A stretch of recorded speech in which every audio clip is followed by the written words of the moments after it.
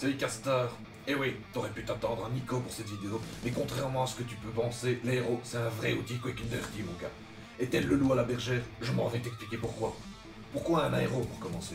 Déjà parce qu'il te permet de faire de la sous-couche facile dans n'importe quelle couleur, sans avoir à acheter 36 bombes, et ça me verra, c'est tough. Mais en plus, il te permet de lisser les couleurs, de faire des dégradés et facilite les éclaircies. Et c'est aussi un must-have pour les véhicules, parce que qui veut se farcir la peinture d'un répulseur au pinceau franchement? Il faut aussi dédramatiser son utilisation. C'est un outil énormément utilisé avec des pochoirs dans des milieux autres que la figurine. Donc faut pas culpabiliser de ne pas faire les yeux avec. Il n'y a que dans le domaine du hobby où c'est traité comme un graal absolu. C'est utilisé en cuisine, en beauté ou en peinture de camion. Si jamais ça te stresse fort quand même, n'hésite pas à prendre une petite formation. Je fournis quelques liens sous la vidéo de gens très sympathiques qui pourront te former à prix tout à fait raisonnable. Il n'y a pas de honte à avoir. Avant mon stage chez Utif, j'étais un billet en utilisation d'aéro. Bon, voici comment ça fonctionne en très gros. Tu mets la peinture là, l'air arrive par là, tu appuies sur la gâchette ici et tu tires en arrière, et la peinture sort par là. Voilà, tu sais tout ce qu'il faut à savoir. Allez, à la prochaine. Non, je déconne, mais c'est pas beaucoup plus compliqué que ça. Voyons déjà ce qu'il te faut pour commencer. Alors il faut un aérographe, forcément, puis un compresseur. Bah oui, et un tuyau pour relier l'un à l'autre. L'aérographe, il y en a de tout type, du moins cher à celui qui te coûte un bras. Soyons francs 2 minutes pour débuter, et même en fait pour faire ta vie avec, un budget de 80 à 100 balles, c'est suffisant pour avoir un bundle compresseur plus aéro. Si la personne qui t'explique que tu dois commencer par un compresseur à bain d'huile mes couilles et un aéro plaqué diamant de mes burnes ne peut pas le justifier clairement, c'est qu'il n'a aucune idée de ce dont il parle. C'est comme si quelqu'un essaie de te convaincre que ta première voiture doit absolument être une Porsche. Après ça reste un débat houleux au sein de la communauté, et je suis ouvert au dialogue sur les raisons d'acheter du matos plus cher. Mais jusqu'à maintenant, je fais tout ce qu'il faut faire avec un aérographe qui m'a été recommandé par une peintre pro, Utif, encore elle l'utilise tous les jours. Il coûte 15 balles. Je mettrai sous la vidéo les liens vers des bundles et du matos pas cher qui vaut la peine. Passage sécurité. Portez un masque les amis, vraiment pas bon pour la santé sur le long terme toute cette peinture qui vole. Pour commencer, un masque comme ça devrait suffire. Mais si vous utilisez l'aéro régulièrement, vos poumons valent bien l'investissement dans un petit masque d'une trentaine d'euros. La dilution, ça c'est un sujet important. Si vous utilisez des peintures de la gamme R de chez Citadel ou Valero, il est quasi pas nécessaire de diluer.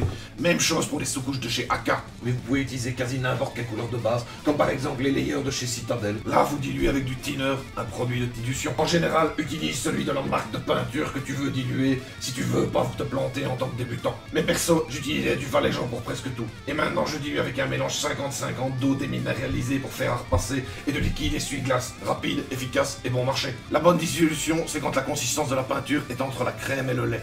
Ouais, je sais, c'est vague, mais te stresse pas avec ça, ça viendra au fur et à mesure et au final, tu mélangeras comme un pro. Ah, et toujours dilué hors du godet de l'aérographe et puis versé seulement lorsque le mélange est bon. La pression, moi je mets à 2,10 bars, parce que comme ça quand on appuie, ça reste à 2 bars, et 2 bars, c'est bien. Je vais faire une sous-couche sur cette figurine pour te donner un aperçu de comment c'est facile. Pourquoi sous-coucher à l'aérographe, tu me demanderas?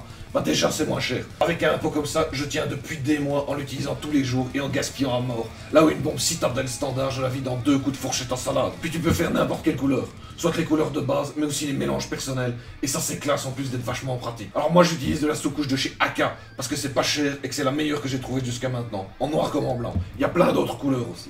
La différence entre une sous-couche et une peinture de base, c'est que la peinture dite sous-couche ou primer contient un produit en plus qui la rend plus solide, une sorte de pré-vernis en quelque sorte. De plus, elle accroche mieux aux surfaces. On peut sous-coucher avec du Mephiston Red par exemple, mais sur certains plastiques ou sur du métal, ça risque d'être fragile comme niveau d'accroche. Mais tu vas dire que je me suis foutu de ta gueule avec les sous-couches de la couleur qu'on veut. Oui, mais tu peux très bien mettre ta sous-couche noire ou blanche et puis re-sous-coucher par-dessus avec la couleur de ton choix. Ça marche nickel. Ce qu'il faut savoir, c'est que l'aéro, c'est comme l'outil bombe de peinture sous paint. Ça met pas de la peinture partout, mais ça la diffuse. Donc plus tu restes longtemps, plus t'en as, plus c'est opaque. Et si tu restes trop longtemps sur une même zone alors que la peinture n'a pas eu le temps de sécher, ça fait de la merde, comme ça.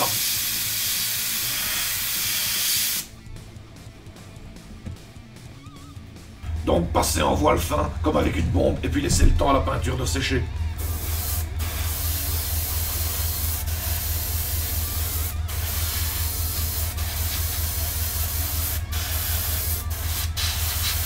Et voilà, notre figurine est sous-couchée. Si tu dois en faire des dizaines, ça peut aller très vite comme ça. Bon, le nettoyage maintenant. Alors c'est un peu chiant à nettoyer, certes, mais il faut dédramatiser. Lors de mes premières sessions, j'avais un aéro cher et je le manipulais comme si j'étais les joyaux de la couronne anglaise. Depuis que j'ai un aéro à 15 balles et que j'utilise tous les jours, ça me prend 5 minutes pour le nettoyer montre en main. Donc détends-toi du slip, ça va aller comme sur des molettes. Je distingue 3 types de nettoyage. Le nettoyage basique de la buse en cours de peinture, même quand tu ne changes pas de couleur, c'est pour éviter que la peinture ne s'accumule et ne sèche dans la buse, empêchant le fonctionnement optimal de ton outil, ce qui résulte souvent en de petits crachotis ou pire, un bouchage complet. Fais ça avec soit un pinceau, soit un coton-tige. Dans les deux cas, plongez dans du thinner. Tu touilles un petit coup dans la buse, et ça devrait être bon. Fais juste gaffe à ne pas abîmer l'aiguille. Après ça, il y a le nettoyage en cours de peinture. Tu vides le godet sans peinture. Si tu sais la récupérer dans un pot fermé pour plus tard, tant mieux. Puis tu le remplis et le vides plusieurs fois d'eau jusqu'à avoir fait partir une bonne partie de la peinture du godet. Tu donnes un bon coup de sopalin pour retirer la majorité de ce qui reste. Tu remplis le godet de thinner. Tu bouches avec tes doigts ou avec un sopalin pour que l'air ne puisse plus passer. Et tu appuies et ça fait des bulles. Attention, c'est que la boussure. Ça va mélanger le thinner à la peinture restante dans le tuyau. Tu vides et tu recommences ça 1 ou 2 fois.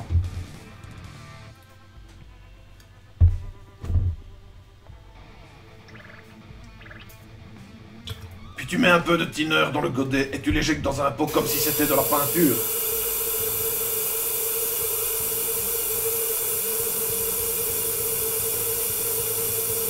Du thinner, hein, pas du nettoyant, sinon le produit risque d'avoir de drôles d'effets sur la peinture que tu vas utiliser juste après. Normalement, avec 1 ou 2 fois comme ça, ton aéro est suffisamment propre pour passer à une autre couleur. A savoir que si tu changes de couleur pour faire un dégradé de la couleur précédente vers l'actuelle, t'es pas obligé de nettoyer en fait, juste de vider la peinture. Ça permettra de mélanger naturellement les deux pour le début de ton dégradé, mais on reviendra là-dessus dans une autre vidéo. Astuce de barbare numéro 1. Remplis une tasse d'un mélange 10-90 de thinner et d'eau et plonge ton aérographe dedans jusqu'à ce que le godet soit dans l'eau. Et appuie sur la gâchette.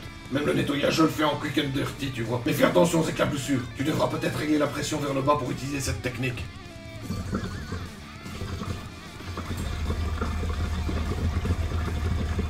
Et pour finir, il y a un nettoyage total, que tu dois faire normalement une fois ta session de peinture finie, surtout si tu as l'intention de ne pas l'utiliser en un certain temps. Attention que certains hobbies bien connus des services de police ne nettoient complètement leur aéro qu'une fois tous les 5 ans, sans problème notable, donc à toi de jauger. Hein. L'idée générale, c'est de faire le nettoyage précédent, celui entre 2 peintures, mais en remplaçant le thinner par du produit nettoyant pour aérographe, et puis de démonter l'aérographe pour le nettoyer entièrement.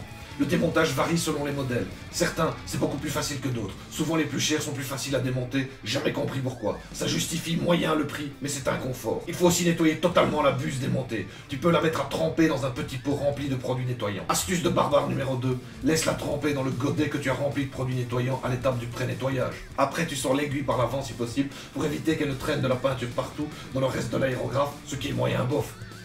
Puis tu nettoies le tuyau à l'aide d'un goupillon et le godet à fond.